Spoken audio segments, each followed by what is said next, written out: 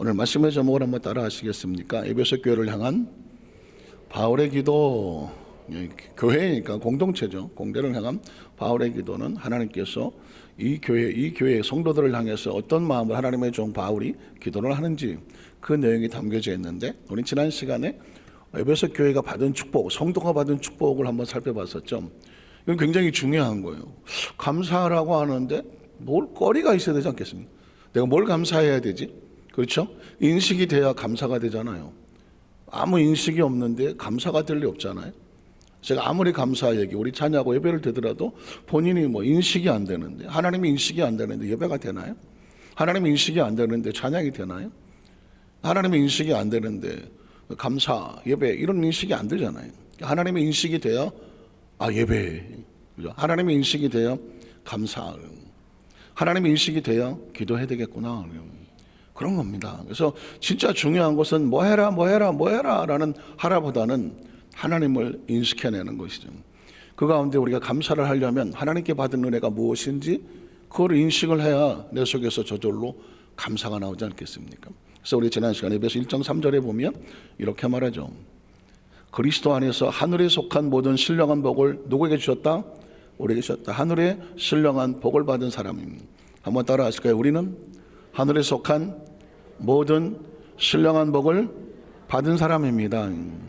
신령한 복이라는 단어는 우리 이 땅의 삶이 아니라는 거죠. 제 식으로 말하면 3차원적인 생활이 아니라 하나님으로부터 4차원, 우연과 죄수와 내 땀과 노력이 아닌 하나님께서 우리를 사랑하셔서 하나님의 마음속에서 우리에게 부어주시는 예수 그리스도가 신령한 복이고, 말씀이 신령한 복이고, 하나님 쓰신 약속이 신령한 복이고, 우리 가운데 쓰는 모든 축복은 바로 하나님의 신령한, 하나님부터 온 모든 것들은 신령한 복이죠. 예수님을 구주로 믿으시면 아멘 하시기 바랍니다. 이건 우리가 할 수 있는 게 아니거든요. 하나님께서 주신 복이거든요. 두 번째로, 그 다음 절을 보면 그 기쁘신 뜻대로 우리를 예정하셨다. 예수 그리스도 말미암아 자기 아들들이 되게 하셨다. 우리 예정됐다는 얘기. 사실 장로교에서 예정설 하는데, 사실은 장로교 예정설보다도 하나님께서 우리를 이미 만세전에 아시고, 그죠? 우리 창조하시고 이 땅에 보내셨을 때는 알고 보내셨겠어요? 모르고 보내셨겠어요? 모를 것 같다. 아신다는 게 중요한 거죠. 하나님이 나를 아신다. 한번 따라 하실게요. 하나님께서 나를 아신다. 누군가 나를 이해하고 안다는 것은 엄청난 축복입니다. 오늘 많은 사람들이 왜 이렇게 힘들어합니까? 외로워합니까? SNS에 오서 요즘은 조그만 짧은 영상들 쇼폼이라고 해서 나오는데, 이게 이제 아침에 젊은 사람들은 이제 아침에 눈을 뜨자마자 이건 담배를 피는 게 아니라 그거부터 하는 거죠. 그것만 한참 받아보다가 또 시간 나면 그리고 또 저녁에 자기 전에 그래서 의식과 사고, 뇌에 엄청난 회로에 이상을 준다는 거예요. 그래서 요즘은 또 그 쇼폼 중독이 나와요. 그러니까 이제는 다른 게 중독이 아니라, 어디 꼬마들도 유치원 애들도 핸드폰을 뺐었더니 한두 시간 지났더니 내가 어쩔 줄 모르는 중독 현상이 오는 거예요. 그러니까 이제 SNS에서 중독이 되는 거거든요. 그런데 SNS의 대부분 내용들은 어떤 것이냐면, 나 이렇게 잘 살아, 나 이렇게 멋있어, 나 이렇게 좋은 데 갔어. 그래서 여러분 혹시 아주 멋있는 데 가서 레스토랑에 가서 음식을 딱 봤는데 사진을 찍어야 먹는다. 이쪽은 내가 물어보지도 않겠어. 다 찍을 것 같으니까 이쪽에 물어봐요. 근데 어쩔 수 없어요. 우리 아들 놈도 보니까 먹다 보면 혼자 찍고 앉아있으니까. 사실 그게 나쁜 거는 아니에요. 나쁜 건 아니고 서로 교통하는 건 좋은데, 중독이 되는 게 문제죠. 중독. 그걸 보지 않으면 불안하고, 또 혹시라도 서로 좋은 모습을 보여준 건데 그걸 보면서 또 그냥 서로 기뻐해 주면 감사한 건데, 어떻게 생각합니까? 야, 누구는 이렇게 잘 살고, 누구 엄마 이렇게 좋은 데 가고, 그 집 애들은 좋겠다. 이런데 우리 애들은, 우리 남편은, 나는, 이러면서 또 그냥 스스로 비교해서 주저앉아 버려서, 그러다 점점 소외되는 거예요. 소외돼. 누구도 소외시킨 적이 없는데 워낙 SNS에서 남들이 잘 되는 모습들이 계속 올라오니까 나는 그렇지 못하거든. 그러니까 자기는 소외감을 느끼면서 이 세상에 아무도 나를 안 알아준다라고 생각하면 인간은 주저앉는 거거든요. 여러분 보십시오. 기억하십니까? 인간은 존재적으로 고독함을 느낍니다. 고독하다.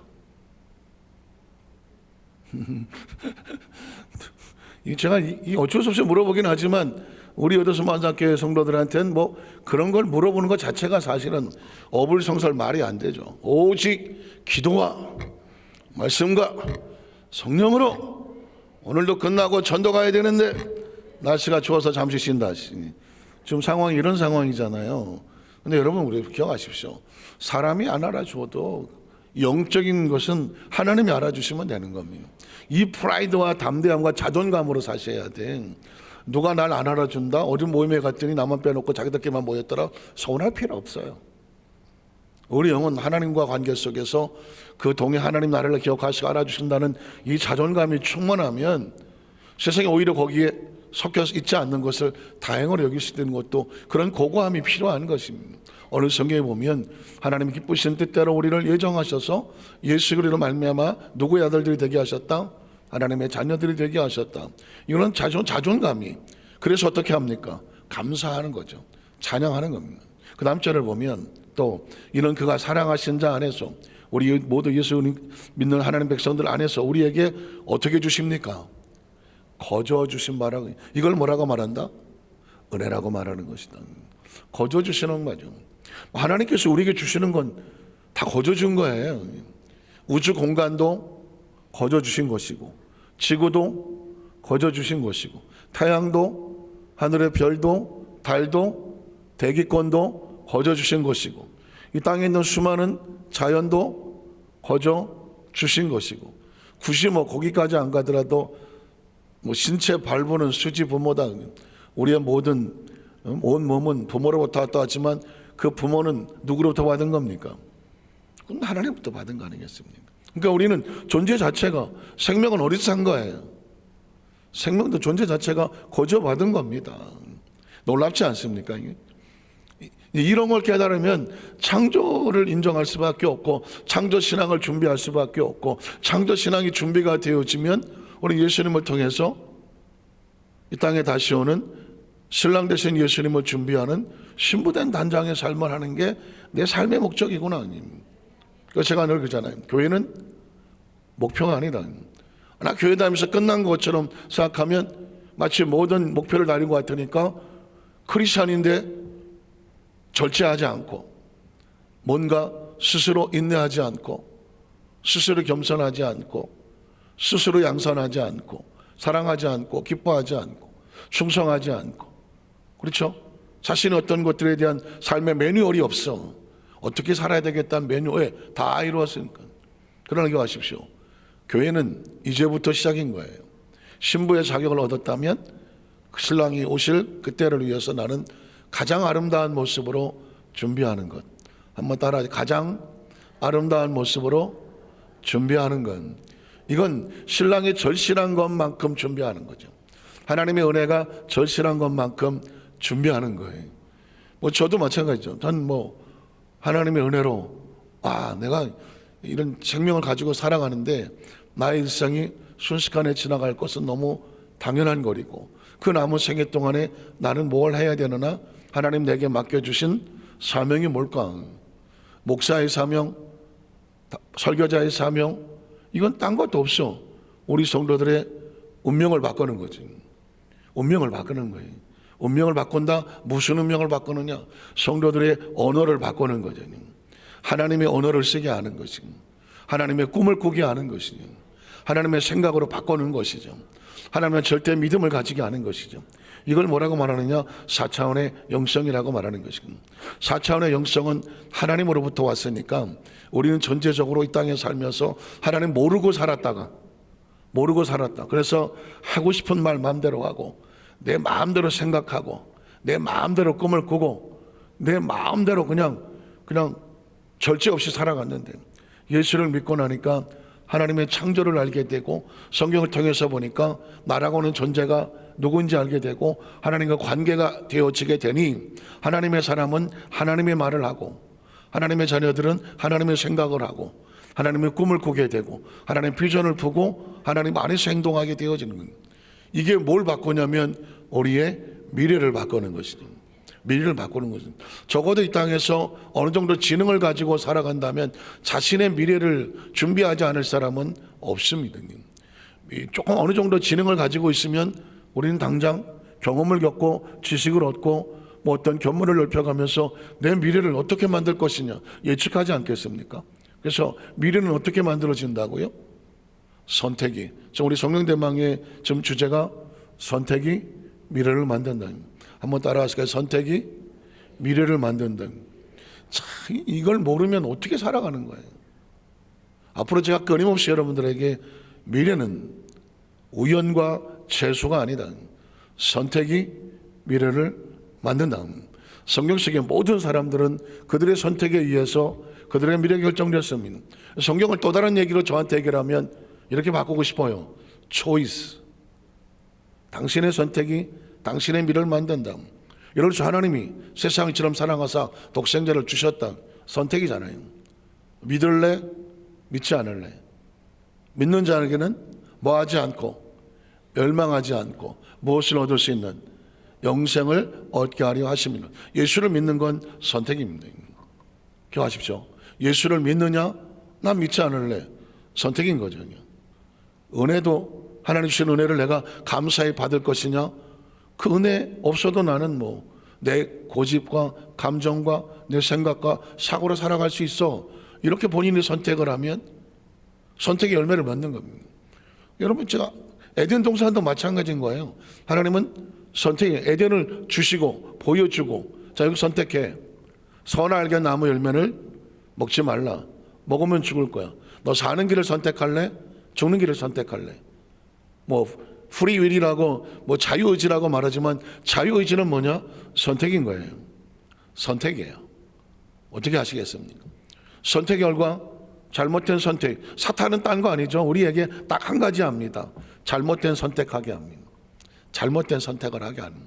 아담과 하와는 선택을 잘못한 거예요. 순종이다, 믿음이다, 어쩌고 다 갖다 붙여도 결국 큰 카테고리는 선택이에요. 선택을 잘못하니까 에덴은 누가 들어가느냐? 하나님의 선택을 한 사람만 들어가는 거예요. 그 선택을 잘못한 사람은 에덴 바깥으로 동쪽이든 서쪽이든 남쪽이든 북쪽이든 헤맬 수밖에 없는 거예요. 에덴의 동쪽은 가인이 그곳에 머물렀는데 자기가 선택한 열매를 그 이후 다 하나님의 아들들이 사람의 딸들을 사랑해서 그들의 범죄함이 하나님의 마음에 땅에 사람 지으셨음을 후회하게 만들더라. 노아를 선택합니다. 하나님도 선택하죠. 노아에게 방주를 지을래? 그러면 노아와 함께한 자가 구원을 받을 것이다. 노아는 선택받아야 돼요. 사명도 선택입니다. 사명도 선택입니다. 노아는 그가 하는 모든 말씀을 다 이행하였더라. 순종하였더라. 순종은 선택입니다. 방주를 만들었습니다. 그 방주를 만들었기 때문에 선택했기 때문에 결과 그의 식구들과 함께 했던 자가 다 구원을 받는 겁니다. 아브라함도 마찬가지입니다. 본토지 자기 집을 떠나 이제부터 내가 내게 지시하는 곳으로 가. 어디를 선택할래? 과거로 돌아갈래? 아니면 내가 내 지시하는 곳으로 갈래? 그러면 내가 너로 큰 민족을 이루고 선택의 결과에 대한 이야기를 약속해 주는 것입니다. 그러니까 약속 이전에 뭐가 있어야 되느냐? 선택이 있어야 되는 거죠. 약속은 여기 있어요. 그런데 그 약속의 소유권을 얻으려면 선택을 해야 되죠. 그 선택할 때 하나님과의 관계 속에 내가 이렇게 선택합니다 라고 하는 것을 신앙의 고백, 믿음 또는 계약이라고 말하는 거예요. 커버넌트라고 말하는 거예요.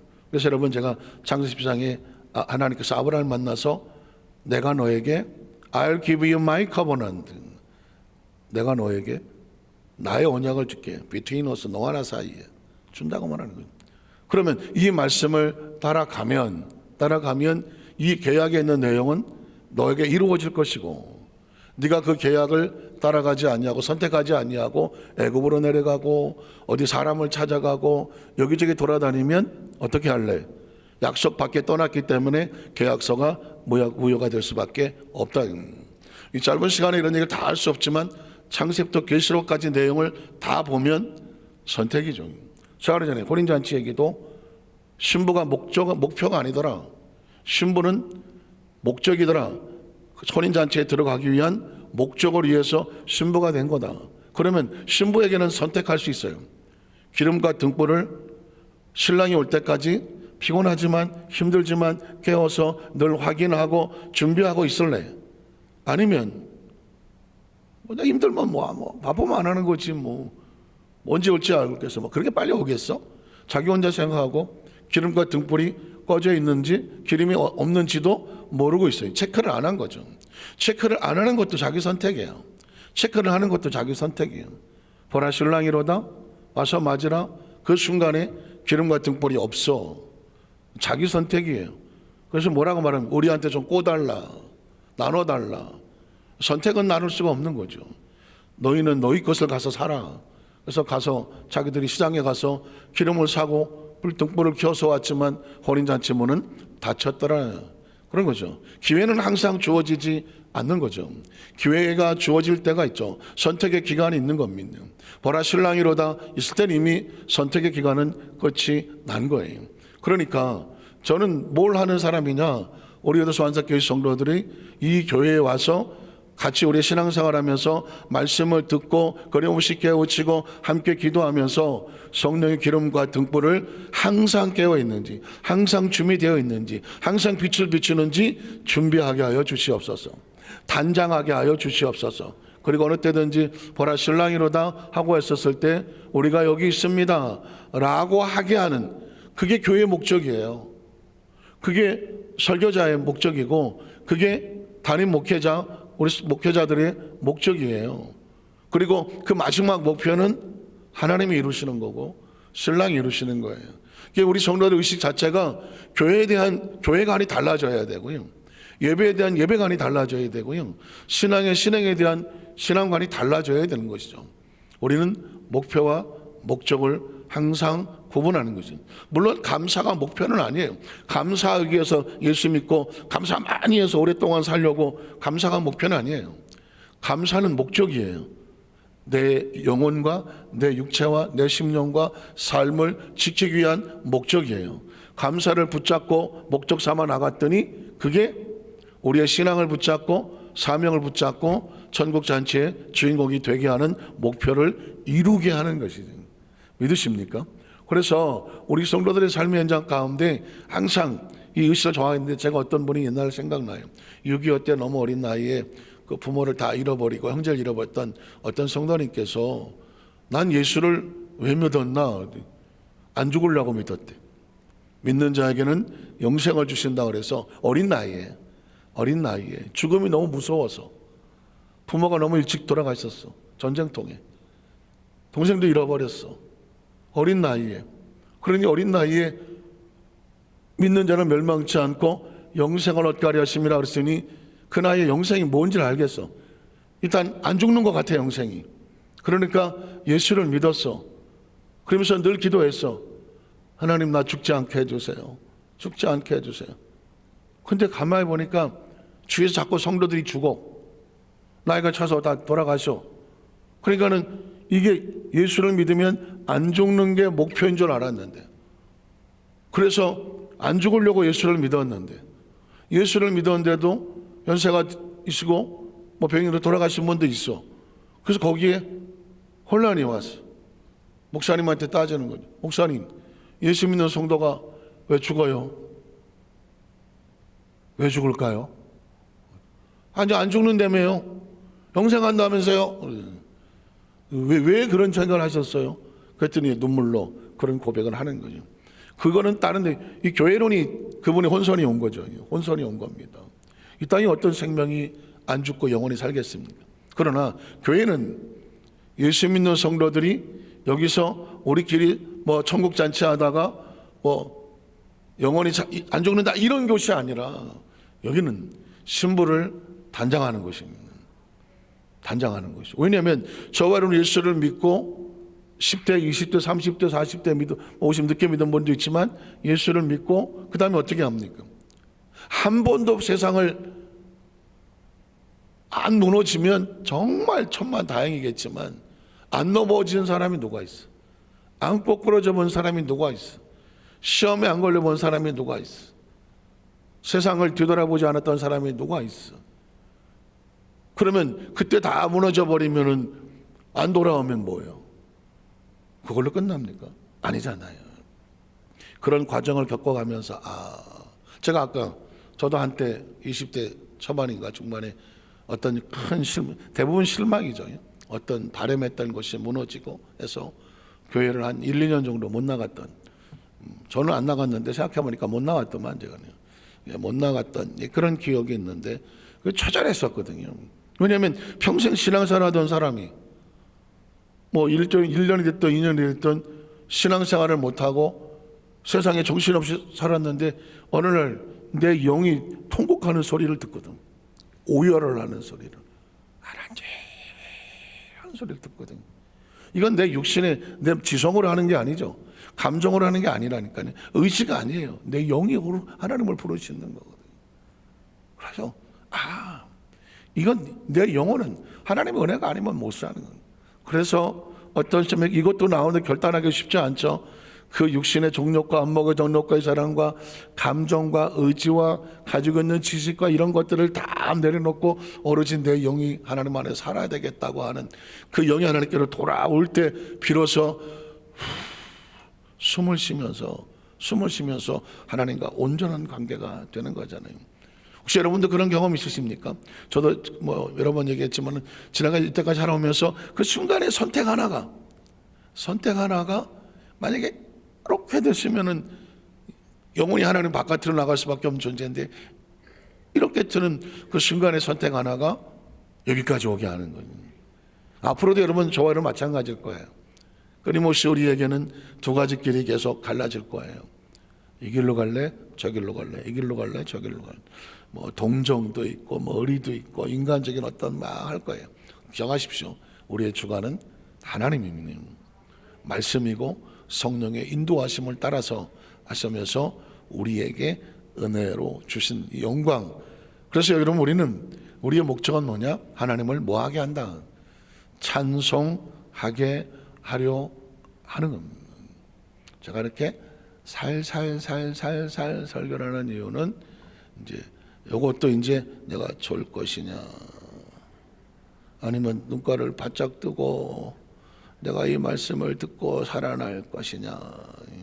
여러분에게 지금 제가 여러분을 잠시 테스트하는 중이에요. 자, 또 그 다음 절을 보면 요건 해야죠. 모든 일을 그의 뜻의 결정대로 일하신 이의 계획을 따라 우리가 그 예정을 입어서 그 안에서 뭐가 됩니까? 기업이 되는 거죠. 한 사람 한 사람에게 하나님께서 우리를 통하여 만드시는 하나님의 작품 되게 하시는 거예요. 우리 속으로 한 사람 한 사람이 저와 여러분이 이 세상에 태어날 때 얼마나 많았어요.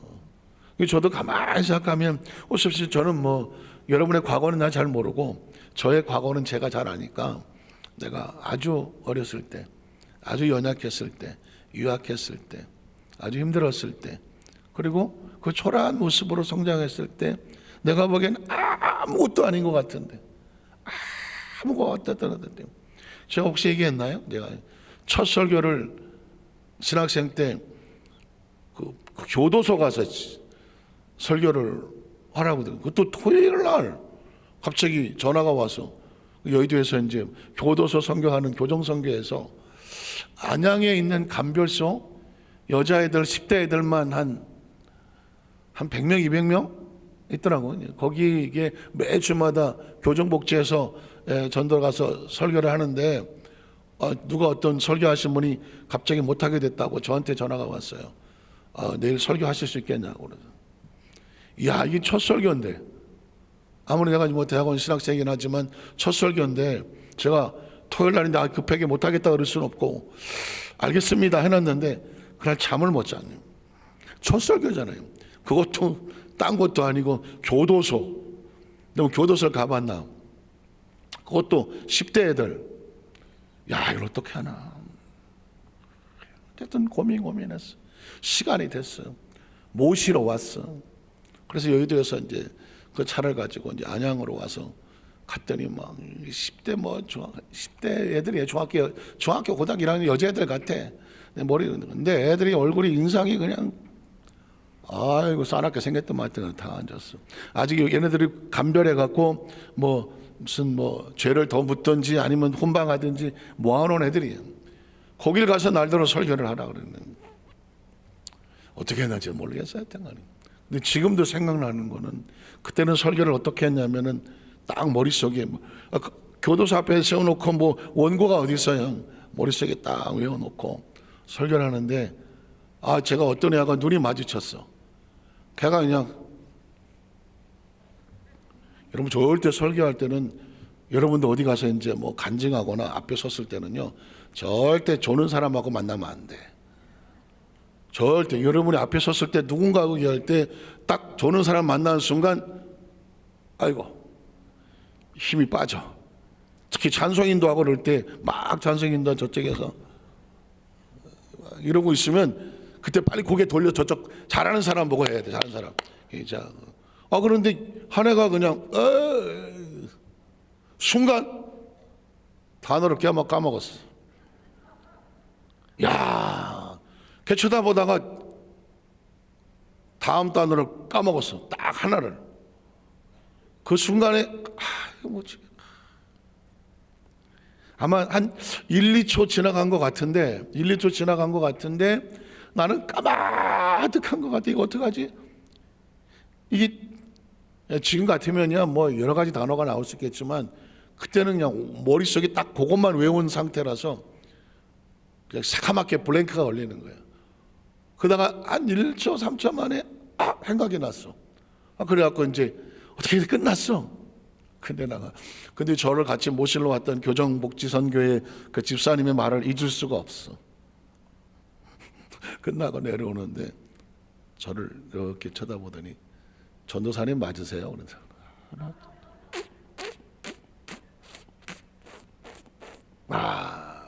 그 말을 잊을 수가 없어요. 그래서 제가 뭐라 그래요? 나도 알아. 근데 아마 그분은 제가 그 순간에 한 단어를 잊어버리고 1초, 2초, 3초 안에 제가 살짝 당황하는 눈빛이 지나갔던 것 같아요. 그분이 그거를 본 거예요. 자기는 아주 그냥 훌륭하신 목사님들이나 뭐 전사님들 이렇게 모시고 와서 드리다가 이게 뭐 난생 처음 설교하는 신학생을 데려다가 했는데 신학생이 설교하다가 단어를 까먹고 당황하는 걸 본 것 같아요. 그러니까 이 사람이 그냥 가지 좀 진짜 생각하면 그냥 좀 가지 그걸 꼭 물어봐야 돼 나한테. 전사님 맞으세요? 참 지금 생각하면 그냥 근데 너무 감사한 거는 그게 평생 지금도 기억에 안 떠나잖아요. 그러니까 어떻게 되겠어요? 항상 겸손하게 되지. 항상 겸손하게 되지. 그분이 참 감사해요. 얼굴 생각이 안 나서 정말 다행인데 저한테 전사님 맞으세요? 아이고 그 다음에 설교 준비할 때 어떻게 하겠어요? 그때 한번 제가 이게 완벽한 준비가 안 되면 이런 상황이 있을 수 있구나. 목회자는 거의 평생 설교가 이 싸움이거든요. 예전에 그 한경준 목사님이 이제 90대시면서 하시는 말씀이 이 목회자는 참 숙명이다. 그냥. 대학 교수는 원고가 있으면 되잖아요. 원고. 대학 교수는 원고가 자기가 준비한 원고가 있으니까 그 설교를 가지고 강의를 가지고 논문을 썼던 강의안이 있잖아요. 그러면은 강의를 하면 되잖아요. 뭐 14주나 뭐 이렇게 강의를 한단 말이죠. 그러면 다음 주가 한 학기가 끝나면 학생이 싹 바뀌잖아요. 이해가 안 되세요? 학생은 싹 바뀌어요. 자기는 또 이거를 해도 평생 이거 하나만 가지고도 강의하잖아요. 목사는 성도가 안 바뀌어. 원고가 바뀌어야 돼. 원고가 바뀌어야 돼. 무슨 말인지 아시겠어요? 그러니까 그 한경준 목사님 얘기가 90이 되더라도 설교자는 항상 저는 제가 너무 감사한 게 뭐냐면 지금도 막 설교가 이렇게 와서 대기하고 있어요. 여기 와서 설교가 대기하고 있어. 지금 오늘 저녁에 설교해야지, 내일 설교해야 되지, 뭐 다음 주에 설교해야 되지, 또 뭐 그 다음 주 어디 가서 설교해야 되지. 연초에도 설교가 많은데 그건 왜 가능하냐면 말씀이 묵상된 것이 정리가 돼서 머릿속에 가지고 차곡차곡 정리가 됐으면 이제는 하나님 주시는 말씀이 정확한 그분의 논지만 알고 있으면, 이 성경에서 하나님 뭐라고 말씀하시는지 그 음성만 들을 수 있고 그 핵심만 잡을 수 있다고 하면 얼마든지 가능하죠. 얼마든지. 그건 왜냐하면 하나님의 마음을 머리로 설교하려고 하니까 설교가 어려운 거예요. 마음으로 설교하려고 하면 전 우리 성도들에게 하나님의 마음을 전하기만 하면 되잖아요. 머리로 들은 건 잊어버려요. 그러나 마음에 전해진 것은 마음에 영원히 남을 수 있는 겁니다. 오늘 그래서 오늘 성경에도 마찬가지입니다. 제가 이제 말씀드린 것은 아주 초라한 꼬마 어린아이가 세월이 지나서 지금 강대에서 우리 함께 말씀을 나눌 수 있는 기업이죠. 지금 하나님이 저를 하나님이 쓰시는 기업으로 만드셨다는 얘기입니다. 이건 저를 자랑하는 것이 아니라 하나님의 작품, 하나님의 능력을 자랑하는, 우리 여기서 만났기에 성도들 한 사람 한 사람도 우리의 처음 모습을 생각해 보십시오. 그런데 지금 여러분이 지금 다 수예배를 지키는 영적인 하나님의 동역자들이고 한 사람 한 사람이 축복의 통로들이고 하나님의 기업들 아닙니까? 오늘 간절히 바라기는 오늘 말씀을 여기서 마치면서 우리 여기서 완살교회 성도들 가슴속의 생각 속에 늘 예수를 만난 사람은 꿈이 달라지고 생각이 달라지고 언어가 달라지고 믿음이 달라져 있는 운명이 바뀐 사람이다. 여기서 그 운명을 4차원 형성을 가지고 우리의 삶을 잘 디자인해서 항상 어디를 갖다 놓아도 깨끗하고 거룩한 것은 빛이 납니다. 빛이 나요. 뒤에서 후라시를 비치지 않아도 그 속의 얼굴에서 삶 속에 거룩한 향기가 납니다. 우리 여도수 만삭교회 성도들이 그런 축복의 주인공이 영적인 작은 것임을 가지고 또 승리하시기를 주의 이름으로 축복합니다. 기도하겠습니다.